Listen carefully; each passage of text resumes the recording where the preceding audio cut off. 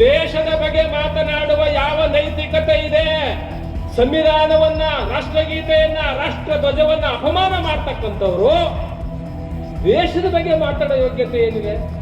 ನಮಗೆ ಧರ್ಮ ಮುಖ್ಯ ಅಲ್ಲ, ದೇಶ ಮುಖ್ಯ ಅಂತ ಬದುಕಿರ್ತಕ್ಕಂಥವ್ರು ನಾವು. ಧರ್ಮಕ್ಕಿಂತ ದೇಶ ಮುಖ್ಯ.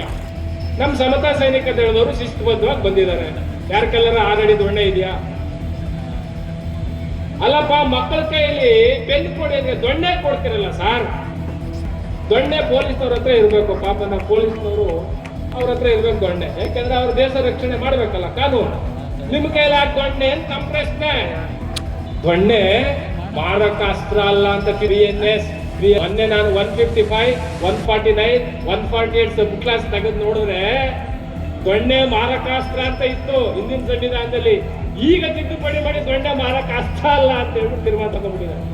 ಪಾರ್ಲಿಮೆಂಟ್ ಭವನದಿಂದ ಬರ್ಬೇಕಾದ್ರೆ ಬೂಟು ಶೂಟು ಕೋಟ್ ಹಾಕೊಂಡು ಕೃಪಲಾನಿ ಕೇಳ್ತಾರೆ, ಮಿಸ್ಟರ್ ಅಂಬೇಡ್ಕರ್ ಏನಿವತ್ತು ಬಹಳ ಖುಷಿಯಾಗಿದ್ದೀರಿ? ಆಗ ಅಂಬೇಡ್ಕರ್ ಹೇಳ್ತಾರೆ, ಏನಿಲ್ಲಪ್ಪ, ನಮ್ಮ ಈ ದೇಶದ ರಾಜ ಮಹಾರಾಜರು ನನ್ನ ಸಾಮಾನ್ಯ ಜನರನ್ನ ಭಿಕಾರಿಗಳು ಮಾಡಿದ್ರು. ನಾನು ಲಂಡನ್ಗೆ ಹೋಗಿ ಈ ಭಿಕಾರಿಗಳಾಗಿದ್ದ ಜನರನ್ನ ಮಹಾರಾಜರನ್ನಾಗಿ ಮಾಡಿದ್ದೇನೆ, ಓಟ್ ತೆಗೆದು ಕೊಟ್ಟಿದ್ದೇನೆ ಅಲ್ವಾ? ಕೃಪಲಾನಿ ನಗುತ್ತಾನೆ, ಅಯ್ಯೋ ಅಂಬೇಡ್ಕರ್, ನಿಮ್ ಜನ ಆಸೆ ಬರುತ್ತರು ಮತವನ್ನ ಮಾರ್ಕೊಂಡ್ಬಿಡ್ತವೆ, ಮತವನ್ನ ದುಡ್ಡು ಕೊಂಡ್ಕೊಂಡ್ಬಿಡ್ತಾರೆ. ಆಗ ಅಂಬೇಡ್ಕರ್ ನಗುತ್ತಾ ಹೇಳ್ತಾರೆ, ಎಸ್ ಕೃಪಲಾನಿ, ನನ್ನ ಜನ ಮತವನ್ನ ಮಾರ್ಕೊಳ್ತಾರೆ, ಆದ್ರೆ ಒಂದು ತಿಳ್ಕೊ, ಯಾವಾಗ ನನ್ನ ಜನರಿಗೆ ಮತದಾನದ ಮಹತ್ವ ಗೊತ್ತಾಗುತ್ತೋ ಆಗ ನಿನ್ನಂತ ಭಿಕಾರಿ ಯಾರು ಈ ದೇಶದಲ್ಲಿ ಒಬ್ರು ಇರೋದಿಲ್ಲ ಅಂತ ಹೇಳಿದ್ದಾರೆ. ಈ ಸಂವಿಧಾನ ಸಮಾವೇಶವನ್ನ ಇಲ್ಲಿ ಯಾಕೆ ಮಾಡ್ತಾ ಇದ್ದೀವಿ ಅಂದ್ರೆ, ನೀವೆಲ್ಲ ಅರ್ಥ ಮಾಡ್ಕೋಬೇಕು, ಚಿತ್ತಾಪುರದಲ್ಲಿ ಯಾವುದೇ ಕಾರಣಕ್ಕೂ ಸಂಘರ್ಷ ಆಗಬಾರ್ದು. ಸಂವಿಧಾನದ ಆಶಯ ಸಂಘರ್ಷ ಅಲ್ಲ. ಸಂವಿಧಾನದ ಆಶಯ ಸಂವೇದನೆ, ಭಾತೃತ್ವ, ಸಹೋದರತೆ, ಸಮಗ್ರತೆ, ಸಹಬಾಳ್ವೆ, ಅಖಂಡತೆ. ಇದು ಸಂವಿಧಾನದ ಆಶಯ. ಸಂವಿಧಾನವನ್ನೇ ಗೌರವಿಸದವರು ದೇಶಭಕ್ತರು ಹೆಂಗಾಗ್ತಾರೆ? ಸಂವಿಧಾನವನ್ನ ಯಾರು ಗೌರವಿಸೋದಿಲ್ವೋ ಅವರು ದೇಶಭಕ್ತರು ಹೆಂಗಾಗ್ತಾರೆ? ಭಾರತದ ಪ್ರಜೆ ಹೆಂಗಾಗ್ತಾರೆ? ಈ ದೇಶದ ಸಂವಿಧಾನವನ್ನ ನಾವು ಒಪ್ಪಲ್ಲ, ಈ ದೇಶದ ಸಂವಿಧಾನವನ್ನ ನಾವು ಒಪ್ಪಲ್ಲ ಅಂತೇಳಿ ರಾಮಲೀಲಾ ಮೈದಾನದಲ್ಲಿ 150 ರ್ಯಾಲಿಗಳನ್ನ ಮಾಡಿರ್ತಕ್ಕಂಥ ಸಾಕ್ಷಿಗಳಿದೆ. ಈ ಸಂವಿಧಾನ ಮನುವಿನ ಆತ್ಮ ಇಲ್ಲಿಲ್ಲ, ಈ ಸಂವಿಧಾನವನ್ನ ತಿಪ್ಪೆಗೆ ಎಸರಿ ಅಂತಕ್ಕಂಥ ಹೇಳಿದಂಥವರು ಇದ್ದಾರೆ. ಈ ಸಂವಿಧಾನ ಯಾವುದೇ ಕಾರಣಕ್ಕೂ ಜಾರಿ ಆಗಬಾರ್ದು ಅಂತೇಳಿ 26ನೇ ತಾರೀಕು ಏನು 1949 ಅಂಗೀಕಾರ ಅವತ್ತೇನಾಯ್ತು, ಅವತ್ತೇ ಆರ್ಗನೈಸ್ ಪತ್ರಿಕೆ ಒಳಗಡೆ ಬಹಳ ದೊಡ್ಡದಾಗಿ ಬರೆದು, ಈ ಸಂವಿಧಾನ ಬಿಲ್ಕುಲ್ ನಾವು ಒಪ್ಪಲ್ಲ. ಸಂವಿಧಾನವನ್ನೇ ಒಪ್ಪದೇ ಇರೋರು ದೇಶಭಕ್ತರು ಹೆಂಗಾಗ್ತಾರ್ರಿ? ನಾವು ದೇಶಭಕ್ತರು ಅಂದ್ರೆ ದೇಶದ ಘನತೆ, ದೇಶದ ಏಕತೆ, ದೇಶದ ಸಮಗ್ರತೆ, ದೇಶದ ಅಖಂಡತೆ ಎಲ್ಲಿದೆ? ದೇಶದ ಬಗ್ಗೆ ಮಾತನಾಡುವ ಯಾವ ನೈತಿಕತೆ ಇದೆ? ಸಂವಿಧಾನವನ್ನ, ರಾಷ್ಟ್ರಗೀತೆಯನ್ನ, ರಾಷ್ಟ್ರ ಧ್ವಜವನ್ನ ಅಪಮಾನ ಮಾಡ್ತಕ್ಕಂಥವ್ರು ದೇಶದ ಬಗ್ಗೆ ಮಾತಾಡೋ ಯೋಗ್ಯತೆ ಏನಿದೆ? ನಮಗೆ ಧರ್ಮ ಮುಖ್ಯ ಅಲ್ಲ, ದೇಶ ಮುಖ್ಯ ಅಂತ ಬದುಕಿರ್ತಕ್ಕಂಥವ್ರು ನಾವು. ಧರ್ಮಕ್ಕಿಂತ ದೇಶ ಮುಖ್ಯ. ನಮಗೆ ದೇಶನೇ ಮುಖ್ಯ ಹೊರತು ಧರ್ಮಗಳಲ್ಲ. ಜಾತಿ ಧರ್ಮದ ಬೆಂಕಿಯನ್ನ ಹಚ್ಚಿ ಹಸಿದವರ ಹಕ್ಕುಗಳನ್ನ ಕಸಿತಕ್ಕಂಥದ್ದು, ಜಾತಿ ಮತ ಧರ್ಮದ ಹೆಸರಿನಲ್ಲಿ ಹಸಿದವರ ಹಕ್ಕುಗಳನ್ನ ಕಸಿತಕ್ಕಂಥದ್ದು ಈ ದೇಶಕ್ಕೆ ಮಾಡಿದಂತ ದ್ರೋಹ, ಈ ದೇಶಕ್ಕೆ ಮಾಡಿದಂತ ಅಪಮಾನ. ಜಾತಿ ಧರ್ಮ ದೇವರುಗಳು ಹಸಿದವರ ಹಕ್ಕುಗಳನ್ನ ಕಿತ್ಕೊಳ್ತಾ ಇದ್ರೆ, ಉಳ್ಳವರ ಪರವಾಗಿ ದೇಶದ ಸಂಪತ್ತುಗಳನ್ನ ದಾರೆ ಇರತಕ್ಕಂಥವ್ರು ದೇಶದ ಬಗ್ಗೆ ಏನ್ರಿ ಮಾತಾಡ್ಲಿಕ್ಕೆ ಯೋಗ್ಯತೆ ಇದೆ? ದೇಶದ ಬಗ್ಗೆ ಮಾತಾಡೋ ಯೋಗ್ಯತೆ ಏನಿದೆ? ಅದಕ್ಕೆ ದಯಮಾಡಿ ಚಿತ್ತಾಪುರದಲ್ಲಿ ಯಾವುದೇ ಸಂಘರ್ಷದ ಕಾರ್ಯಕ್ರಮ ಅಲ್ಲ ಇದು ಸಾಮರಸ್ಯದ ಕಾರ್ಯಕ್ರಮ. ಸರ್ವ ಜನಾಂಗದ ಶಾಂತಿಯ ತೋಟ ಇರತಕ್ಕಂಥದ್ದು ಎಲ್ಲಿ ಅಂದ್ರೆ ಚಿತ್ತಾಪುರದಲ್ಲಿ. ಚಿತ್ತಾಪುರಕ್ಕೆ ಜಾತಿ ಧರ್ಮದ ಬೆಂಕಿ ಹಚ್ಚಲಿಕ್ಕೆ ಯಾವುದೇ ಕಾರಣಕ್ಕೂ ಈ ನನ್ನ ಸಹೋದರರು ಬಿಟ್ಕೊಡೋದಿಲ್ಲ ಅಂತ ನಾನು ಈ ಸಂದರ್ಭದಲ್ಲಿ ಹೇಳಲಿಕ್ಕೆ ಇಷ್ಟಪಡ್ತಾ ಇದ್ದೇನೆ. ಇಲ್ಲಿ ಕೂತಿರೋರು ಜಾತಿ ಧರ್ಮದ ಮತ ಬ್ಯಾಂಕಿನ ರಾಜಕಾರಣಕ್ಕೋಸ್ಕರವಾಗಿ ಏನಾದರೂ ಚಿತ್ತಾಪುರಕ್ಕೆ ಬೆಂಕಿ ಹಚ್ಚೋ ಕೆಲಸ ಮಾಡಿದ್ರೆ ನೀವು ರಾಷ್ಟ್ರದ್ರೋಹಿಗಳು. ನಮ್ಮ ಸಮತಾ ಸೈನಿಕ ದಳದವರು ಶಿಸ್ತುಬದ್ಧವಾಗಿ ಬಂದಿದ್ದಾರೆ. ಯಾರ ಕೆಲ್ಲರ ಆಲ್ರೆಡಿ ದೊಣ್ಣೆ ಇದೆಯಾ?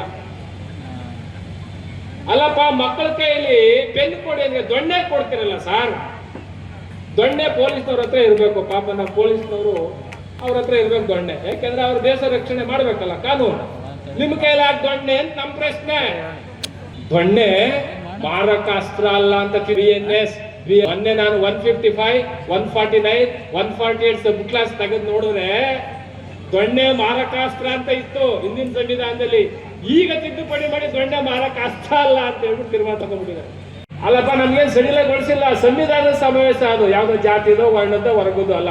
ಸಂವಿಧಾನ ಸಮಾವೇಶ ಆಗಿರೋದ್ರಿಂದ ಸಡಿಲಗೊಳಿಸಲೇಬೇಕು. ನಾನು ಸ್ಪಷ್ಟನೆ ಕೊಟ್ಬಿಟ್ಟಿದ್ದೇವೆ. ಹಾಗಾಗಿ ನನ್ನ ಕೊನೆಯ ಮಾತು, ಚಿತ್ತಾಪುರದ ಜನ ಪ್ರಜ್ಞಾವಂತರಿದ್ದೀರಿ. ನಿಜವಾಗ್ಲೂ ಈ ಚಿತ್ತಾಪುರದಲ್ಲಿ ಸಂಘರ್ಷ ಮಾಡಬೇಕು ಅಂತ ಬಹಳ ಕಾದಿದ್ರು. ಸೊಲ್ಲಾಪುರ, ಮಹಾರಾಷ್ಟ್ರ, ಬಿಜಾಪುರ, ಅಥಣಿ, ದೇವದುರ್ಗ, ಮಾನ್ವಿ, ಮಸ್ಕಿ ಎಲ್ಲಾ ಜನರನ್ನು ತಂದು ಚಿತ್ತಾಪುರವನ್ನ ರಣರಂಗ ಮಾಡಬೇಕು ಅಂತಿದ್ರು. ಆದ್ರೆ ನಮ್ಮ ಭಾರತದ ಸಂವಿಧಾನ ನಿಮಗೆ ಅವಕಾಶ ಕೊಟ್ಟಿಲ್ಲ. ನಮ್ಮ ಸಂವಿಧಾನ ನಿಮಗೆ ಅವಕಾಶ ಕೊಟ್ಟಿಲ್ಲ. ಇಲ್ರಿ ಸ್ವಾಮಿಗಳೇ, ಕೋರ್ಟಲ್ಲಿ ಅನುಮತಿ ಸಿಕ್ತಲ್ರಿ ಅಂತ ಹೇಳ್ಬೋದು. ಕೋರ್ಟಲ್ಲಿ ಅನುಮತಿ ಸಿಕ್ತು ಅಂದ್ಮೇಲೆ ನೀವು ಸಂವಿಧಾನದ ಅಡಿಯಲ್ಲೇ.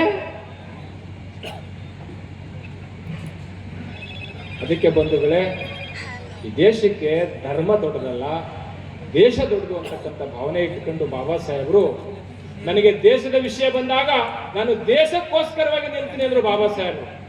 ಪಾರ್ಲಿಮೆಂಟ್ ಭವನದಿಂದ ಬರಬೇಕಾದ್ರೆ ಬೂಟು ಶೂಟು ಕೋಟ್ ಹಾಕೊಂಡು ಕೃಪಲಾನಿ ಕೇಳ್ತಾರೆ, ಮಿಸ್ಟರ್ ಅಂಬೇಡ್ಕರ್ ಏನಿವತ್ತು ಬಹಳ ಖುಷಿಯಾಗಿದ್ದೀರಿ? ಆಗ ಅಂಬೇಡ್ಕರ್ ಹೇಳ್ತಾರೆ, ಏನಿಲ್ಲಪ್ಪ, ನಮ್ಮ ಈ ದೇಶದ ರಾಜ ಮಹಾರಾಜರು ನನ್ನ ಸಾಮಾನ್ಯ ಜನರನ್ನ ಭಿಕಾರಿಗಳು ಮಾಡಿದ್ರು. ನಾನು ಲಂಡನ್ಗೆ ಹೋಗಿ ಈ ಭಿಕಾರಿಗಳಾಗಿದ್ದ ಜನರನ್ನ ಮಹಾರಾಜರನ್ನಾಗಿ ಮಾಡಿದ್ದೇನೆ, ಓಟ್ ನಕ್ಕನ್ನು ಕೊಟ್ಟಿದ್ದೇನೆ ಅಲ್ವಾ? ಕೃಪಲಾನಿ ನಗುತ್ತಾನೆ, ಅಯ್ಯೋ ಅಂಬೇಡ್ಕರ್, ನಿಮ್ ಜನ ಆಸೆ ಬರುತ್ತರು, ಮತವನ್ನ ಮಾರ್ಕೊಂಡ್ಬಿಡ್ತವೆ, ಮತವನ್ನ ದುಡ್ಡು ಕೊಂಡ್ಕೊಂಡ್ಬಿಡ್ತಾರೆ.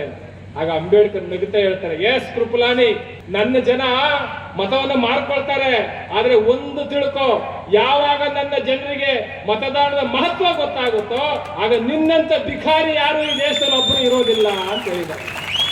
ನಾವು ಚಿತ್ತಾಪುರದ ಜನ ಯಾರನ್ನ ಭಿಕಾರಿ ಮಾಡಬೇಕು ಅಂತ ಇವತ್ತು ಪ್ರತಿಜ್ಞೆ ಮಾಡಿ, ಇಷ್ಟೇ ಇವತ್ತು ಈ ಸಮಾವೇಶದ ಸಂದೇಶ. ಯಾರನ್ನ ನಾವು ಭಿಕಾರಿ ಮಾಡಬೇಕು? ನನ್ನ ಜನರಿಗೆ ಯಾವಾಗ ಮತದ ಕಿಮ್ಮತ್ತು ಗೊತ್ತಾಗುತ್ತೋ ಆಗ ನಿಮ್ಮಂತ ಭಿಕಾರಿ ಒಬ್ರು ಈ ದೇಶದಲ್ಲಿ ಇರಲ್ಲ ಅಂದ್ರಲ್ಲ, ಅವ್ರನ್ನ ಭಿಕಾರಿಗಳನ್ನಾಗಿ ಮಾಡೋ ಅಸ್ತ್ರ ಬಾಬಾ ಸಾಹೇಬರು ನಮ್ಮ ಕೈಲಿ ಕೊಟ್ಟಿದ್ದಾರೆ ಬಂಧುಗಳೇ. ಡಾಕ್ಟರ್ ಬಾಬಾ ಸಾಹೇಬ್ ಅಂಬೇಡ್ಕರ್ ಅವರು ಈ ದೇಶಕ್ಕೆ ಸಂವಿಧಾನ ಕೊಡಬೇಕಾಗಿತ್ತು ಅಂತಂದ್ರೆ ಸುಮಾರು 2 ವರ್ಷ 11 ತಿಂಗಳು 18 ದಿನ ಸತತವಾಗಿ ಈ ಸಂವಿಧಾನವನ್ನ ಬರೀಬೇಕಾಗಿತ್ತು ಅಂತಂದ್ರೆ ಈ ಸಂವಿಧಾನಕ್ಕೆ ಅನೇಕ ಸಲಹೆಗಾರರಿದ್ರು, 7 ಜನ ಸದಸ್ಯರಿದ್ರು, ಇಲ್ಲ ಅಂತ ಯಾರು ಹೇಳಲ್ಲ. ಆದರೆ ಸಲಹೆ ಕೊಡ್ತಕ್ಕಂಥವರೇ ಆಗಿದ್ರು ಹೊರತು. ಆದರೆ ಬಾಬಾ ಸಾಹೇಬ್ ಅಂಬೇಡ್ಕರ್ ಅವರು ಈ ದೇಶದ ಸಂವಿಧಾನ ಬರೀಬೇಕಾಗಿತ್ತು ಅಂತಂದ್ರೆ ಇಡೀ ಪ್ರಪಂಚದ ಎಲ್ಲಾ ಸಂವಿಧಾನಗಳನ್ನ ಓದ್ಕೊಂಡು, ಇಡೀ 7 ಧರ್ಮದ ತತ್ವಗಳನ್ನು ಅರ್ಥ ಮಾಡಿಕೊಂಡು, ಇಲ್ಲಿರ್ತಕ್ಕಂಥ ನಾವೇನು 33 ಕೋಟಿ ದೇವತೆಗಳಂತೀವಲ್ಲ ಆ ದೇವತೆಗಳನ್ನ ಅರ್ಥ ಮಾಡಿಕೊಂಡು, ಸಾವಿರಾರು ಜಾತಿಗಳನ್ನ ಅರ್ಥ ಮಾಡಿಕೊಂಡು ಬಾಬಾ ಸಾಹೇಬ್ ಅಂಬೇಡ್ಕರ್ ಅವರು ಸಂವಿಧಾನ ಸುಂದರವಾದ ಚೌಕಟ್ಟನ್ನ ಕೊಟ್ಟಿರ್ತಕ್ಕಂಥದ್ದು. 395 ಆರ್ಟಿಕಲ್ಗಳು ಕೊಡೋದ್ರ ಮುಖಾಂತರ ಸುಂದರವಾದ ಸಂವಿಧಾನವನ್ನ ಈ ದೇಶಕ್ಕೆ ಬಾಬಾ ಸಾಹೇಬ್ ಅಂಬೇಡ್ಕರ್ ಕೊಟ್ಟಿರ್ತಕ್ಕಂಥದ್ದು. ಆ ದಿನವನ್ನ ನಾವು ಸಂವಿಧಾನ ಸಮರ್ಪಣಾ ದಿನ ಅಥವಾ ಸಂವಿಧಾನ ದಿನವನ್ನವಾಗಿ ನಾವು ಕರ್ನಾಟಕದಲ್ಲಿ ಕೂಡ ಆಚರಣೆ ಮಾಡಿದ್ವಿ, ಎಲ್ಲ ಕಡೆ ಆಚರಣೆ ಮಾಡಿದ್ವಿ. ಆದ್ರೆ ವಿಶೇಷವಾಗಿ ಇವತ್ತು ನನಗೊಬ್ಬರು ಪ್ರಶ್ನೆ ಮಾಡಿದ್ರು, ಚಿತ್ತಾಪುರನಲ್ಲಿ ಯಾಕೆ ಇವತ್ತು ಮಾಡ್ತಾ ಇದ್ದೀರಿ, ಇದು ನೀವು RSS ಕೌಂಟ್ರ್ ಏನು, ಯಾಕೆ ಮಾಡ್ಲಕತ್ತೀರಿ ಅಂತಕ್ಕಂಥದ್ದು ಪ್ರಶ್ನೆ ಬಂತು. ನಾವು ಮಾತಾಡಿದ್ವಿ ಇದು RSS ಕೌಂಟ್ರ್ ಅಲ್ಲ ಅಂತಕ್ಕಂಥದ್ದು. ಈಗಾಗಲೇ RSS ಬಗ್ಗೆ ಇಡೀ ದೇಶದಲ್ಲೇ ಚರ್ಚೆ ಆಗ್ಯದ. ಚಿತ್ತಾಪುರದಿಂದ ಪ್ರಾರಂಭ ಆಗ್ಯದ. 100 ವರ್ಷ ಆಗಿರ್ತಕ್ಕಂಥ RSSಗೆ ಇವತ್ತು ಚಿತ್ತಾಪುರದಿಂದ ಪ್ರಚಾರ ಆಗಿರ್ತಕ್ಕಂಥದ್ದು. RSSಗೆ ಇಲ್ಲಿ ಹಿಡಿದು ಕಟ್ಟಿರ್ತಕ್ಕಂಥದ್ದು ಚಿತ್ತಾಪುರ ಜನತೆ ಅಂತಕ್ಕಂಥದ್ದು ಗೊತ್ತಾಗಿರ್ತಕ್ಕಂಥದ್ದು ಈ ದೇಶಕ್ಕೆ. ಅದು ಯಾವ ರೀತಿ ಗೊತ್ತಾಯ್ತು? ನಾವು ಚಿತ್ತಾಪುರ ಕ್ಷೇತ್ರದಲ್ಲಿ ಪ್ರಿಯಾಂಕ್ ಖರ್ಗೆ ಅವರನ್ನ ಪ್ರಬುದ್ಧ ಮತದಾರರು ಆರಿಸಿ ಕಳಿಸಿರ್ತಕ್ಕಂಥ ಹಿನ್ನೆಲೆಯಲ್ಲಿ ನಾವು ಪ್ರಿಯಾಂಕ್ ಅವರನ್ನ ಈ ಸಂವಿಧಾನದ ಬಗ್ಗೆ ಮಾತಾಡ್ರಿ, ಈ ದೇಶದ ನೆಲದ ಬಗ್ಗೆ ಮಾತಾಡ್ರಿ ಅಂತ ಕಳಿಸಿದ್ದೀವಿ ನಾವು. ಆ ಕಾರಣಕ್ಕಾಗಿ ಪ್ರಿಯಾಂಕ್ ಖರ್ಗೆ ಅವರು ನಮ್ಮ ಪ್ರತಿನಿಧಿಯಾಗಿ ವಿರುದ್ಧ ಮಾತಾಡಿರ್ತಕ್ಕಂಥದ್ದು. ಪ್ರಿಯಾಂಕ ಖರ್ಗೆ ವೈಯಕ್ತಿಕವಾಗಿ ಮಾತಾಡಿಲ್ಲ, RSS ಬಗ್ಗೆ ಪ್ರಿಯಾಂಕ ಖರ್ಗೆ ವೈಯಕ್ತಿಕವಾಗಿ ಏನು ಮಾತಾಡಿಲ್ಲ. ಈ ದೇಶದ ಪ್ರತಿಯೊಬ್ಬರಿಗೂ ಕಾನೂನು ಎಷ್ಟು ಅವಶ್ಯಕತೆ ಇದೆಯೋ ಅಷ್ಟೇ ಪ್ರಿಯಾಂಕ ಅವರಿಗೆ ಕೂಡ ಆ ಕಾನೂನನ್ನ ಅವಶ್ಯಕತೆ ಇರ್ತಕ್ಕಂಥದ್ದು. ಪ್ರಿಯಾಂಕ ಅವರು ಒಬ್ಬರೇ ಈ ಸಂವಿಧಾನದ RSS ಬಗ್ಗೆ ಮೈ ಮೇಲೆ ಎಳೆತಕ್ಕಂಥದ್ದು ಏನಿಲ್ಲ, ಅವರು ನಮ್ಮೆಲ್ಲರ ಪ್ರತಿನಿಧಿಯಾಗಿ ಮಾತಾಡಿರ್ತಕ್ಕಂಥದ್ದು.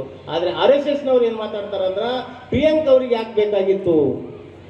ಬಹಳ ಜನ ಏನ್ ಮಾತಾಡ್ತಾರೆ ಈ ದೇಶದ ಜಾತಿವಾದಿಗಳಂದ್ರ ಪ್ರಿಯಾಂಕ ಅವ್ರಿಗೆ ಯಾಕೆ ಬೇಕಾಗಿತ್ತು, ಅದು ಬಹಳ ಒಳ್ಳೆ ಸಂಘಟನೆ, ಅದು ಸಮಾಜ ಸೇವೆ ಮಾಡ್ತಕ್ಕಂಥ ಸಂಘಟನೆ ಅಂತಕ್ಕಂಥದ್ದು. ಆದ್ರೆ ಪ್ರಿಯಾಂಕ ಖರ್ಗೆ ಅವ್ರು ಏನ್ ಮಾತಾಡಿದ್ರು ಅಂತಂದ್ರೆ ನೀವು ಒಳ್ಳೆ ಸಂಘಟನೆ ಯಾವ ರೀತಿ ಮಾಡಿದ್ರಿ ಅಂತಕ್ಕಂಥದ್ದು ಪ್ರಶ್ನೆ ಮಾಡಿರ್ತಕ್ಕಂಥದ್ದು. ಆದ್ರೆ ನಾನು ಪ್ರಿಯಾಂಕ ಅವ್ರ ಬಗ್ಗೆ ನಾನು ಎತ್ತಿ ಮಾತಾಡ್ತೀನಿ ಅಂತಕ್ಕಂಥದ್ದಲ್ಲ, ಪ್ರಿಯಾಂಕ ಖರ್ಗೆ ಅವರು ನಮ್ಮ ದನಿಯಾಗಿ ಮಾತಾಡಿರ್ತಕ್ಕಂಥದ್ರ ಬಗ್ಗೆ ನಾನು ಒಂದೆರಡು ಪ್ರಸ್ತಾಪ ಮಾಡ್ಲಿಕ್ಕೆ ಇಷ್ಟಪಡ್ತೀನಿ. ಯಾಕಂತಂದ್ರೆ ಇವತ್ತಿನ ದಿನ ಚಿತ್ತಾಪುರ ಅಷ್ಟೇ ಅಲ್ಲ, ಗುಲ್ಬರ್ಗ ಅಷ್ಟೇ ಅಲ್ಲ, ಇಡೀ ಕರ್ನಾಟಕ ಇವತ್ತು ಸಂವಿಧಾನ ಸಮರ್ಪಣೆ ದಿನದ ಹಿನ್ನೆಲೆ ಇಟ್ಕೊಂಡು ಇವತ್ತೇನು ಕಾರ್ಯಕ್ರಮ ನಡೀತಕ್ಕಂಥದ, ಇಲ್ಲಿ ಎಲ್ಲರೂ ಪ್ರತಿಯೊಬ್ಬರು ಏನು ಮಾತಾಡ್ತಾರ ಅಂತಕ್ಕಂಥದ್ದು ಇಡೀ ದೇಶದ ಜನ ಇವತ್ತು ಕಿವಿ ಕೊಟ್ಟು ನೋಡ್ಲಕತ್ತಾರೆ ಇವತ್ತು. ಆ ಕಾರಣಕ್ಕಾಗಿ ನಾವು ಇಡೀ ದೇಶದ ಜನತೆಗೆ, ಇಡೀ ಕೋಮುವಾದಕ್ಕೆ, ಇಡೀ ಜಾತಿವಾದವನ್ನು ಆಚರಣೆ ಮಾಡ್ತಕ್ಕಂಥವ್ರಿಗೆ ನಾವು ಇವತ್ತು ಈ ಸಮಾವೇಶದ ಮುಖಾಂತರ ನಾವು ಸಂವಿಧಾನ ಸಮರ್ಪಣೆಯ ದಿನದಲ್ಲಿ ನಾವು ಏನು ಅರ್ಥಪೂರ್ಣವಾಗಿ ಮಾತಾಡಬೇಕು ಅದನ್ನ ಮಾತಾಡ್ತಾ ಇದ್ದೀವಿ. ನಾವು ಪ್ರಿಯಾಂಕರ ಪರವಾಗಿ ಮಾತಾಡ್ಲಕತ್ತಿಲ್ಲ, ನಾವು ಬಿಜೆಪಿ ಅವರ ಪರವಾಗಿ ವಿರುದ್ಧವಾಗಿ ಮಾತಾಡ್ಲಕತ್ತಿಲ್ಲ, ಕಾಂಗ್ರೆಸ್ ಪರವಾಗಿ ಮಾತಾಡ್ಲಕತ್ತಿಲ್ಲ. ಅವ್ರು ಪ್ರಶ್ನೆ ಮಾಡಬಹುದು, ಹೌದು ಇಲ್ಲೆಲ್ಲ ಕಾಂಗ್ರೆಸ್ದವರೇ ಸೇರಿರಲ್ಲ ಅಂತಕ್ಕಂಥದ್ದನ್ನು ಪ್ರಶ್ನೆ ಮಾಡಬಹುದು.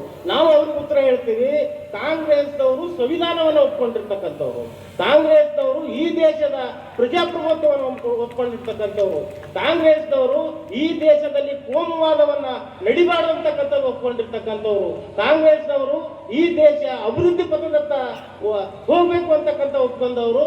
ಅಂತ ಮನಸ್ಸಿರ್ತಕ್ಕಂಥವ್ರು ಈ ಸಮಾವೇಶದಲ್ಲಿ ಭಾಗವಹಿಸೋದ್ರಲ್ಲಿ ಏನ್ ತಪ್ಪದ? ಇಂಥ ಮನಸ್ಸಿರ್ತಕ್ಕಂಥ ಬಿಜೆಪಿ RSS ದವರು ಕೂಡ ಯಾರಾದರೂ ಒಬ್ಬರು ಇಬ್ಬರು ಇರ್ಬೋದು ಅಂತಕ್ಕಂಥ ನಮ್ಮ ಅನಿಸಿಕೆ ಅದ.